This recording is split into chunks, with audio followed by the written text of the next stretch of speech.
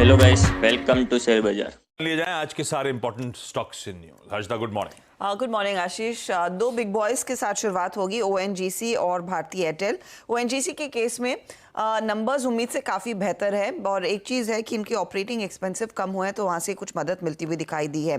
तो प्रॉफिटेबिलिटी भले ही 9% घटकर आई हो, 8,938 करोड़ का आंकड़ा, जहाँ पर मार्केट ने अनुमान लगाया था कि 8,373 करोड़ तक स्लिप हो सकता है। रेवेन्यू 2% बढ़ा है, 35,266 करोड़, अनुमान से ये भी बेहतर है। 7% एबिटा में ग्रोथ देखने को मिली, 18,617 करोड़ का ये फिगर है और मार्जिन 52.8% पर आए हैं, जहां पर इस बारी अनुमान था कि मार्जिन कॉन्ट्रैक्ट करेंगे और 50% के नीचे स्लिप होंगे। तो ये नंबर्स इनफैक्ट अच्छे हैं। दूसरी तरफ भारती एयरटेल, भारती के केस में प्रॉफिटेबिलिटी का आंकड़ा फार बियॉन्ड एक्सपेक्टेशंस, 4,160 करोड़ का फिगर कंपनी ने पोस्ट किया है। 3620 करोड़ का अनुमान था, लेकिन अगर आप रेवेन्यू देखेंगे 2% ही बढ़ पाया है। ये एब्सोल्युटली इन लाइन है 38,500 करोड़ के आसपास। एबिटा में भी 2% की ग्रोथ देखने को मिल रही है, 19,944 करोड़ पर। मार्जिन 51.8% पर आए हैं, एक्सपेक्टेशन 52.2% की थी। तो भारती के केस में थोड़ा सा म्यूटेड क्वार्टर आप कह सकते हैं, थोड़ा सा फीका क्वार्टर, यानी कि आरपूस 211 रुपए के आसपास कंपनी ने किए हैं डिलीवर। इनफैक्ट यहाँ पर हेक्साकॉम भी मैं साथ में मेंशन करना चाहती हूँ, जहाँ पर मुनाफा, हेक्साकॉम का परफॉर्मेंस भारती के सामने ज्यादा बेहतर आपको दिखाई देगा। 511 करोड़ का मुनाफा, 2% से ज्यादा की ग्रोथ रेवेन्यू में देखने को मिली है, 1910 करोड़। हालांकि एबिटा पर प्रेशर आया और मार्जिन्स भी थोड़े से कॉन्ट्रैक्ट हुए हैं। आज इंपॉर्टेंट रहेगा वॉच करना कि टाटा केमिकल्स पर मार्केट का क्या रिएक्शन आता है, क्योंकि टाटा केमिकल्स के केस में मुनाफा 67% घटकर आया है 190 करोड़ पर।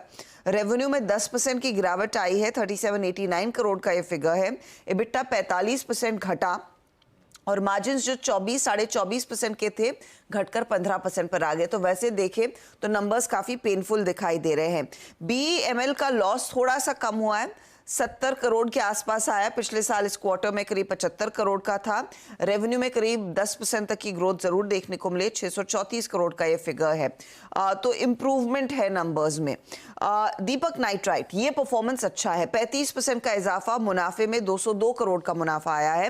रेवेन्यू 22% बढ़कर 2,167 करोड़ के आसपास आता हुआ। 47% की ग्रोथ कंपनी के एबिटा में है, 309 करोड़ का आंकड़ा कंपनी ने डिलीवर किया है और मार्जिन्स एक्सपैंड हुए, 12% से बढ़कर 14% पर आए हैं। तो दीपक नाइट्राइट का अच्छा परफॉर्मेंस। ब्रिगेड एंटरप्राइजेस के लिए एक स्ट्रॉन्ग क्वार्टर उभर कर आया है। यहाँ पर स्नाइडर इलेक्ट्रिक के लिए एक स्ट्रॉन्ग क्वार्टर उभर कर आया है। मदरसन सुमी वायरिंग आज रेडार पर रहेगा, वहां पर एक स्ट्रॉन्ग क्वार्टर उभर कर आया है। तो ऐसी कई कंपनियां जहां पर नतीजे अच्छे हैं। खराब नतीजों में सिरमा एसजीएस, और सिरमा में स्पेसिफिकली हाईलाइट कर रही हूँ क्योंकि ये एक बहुत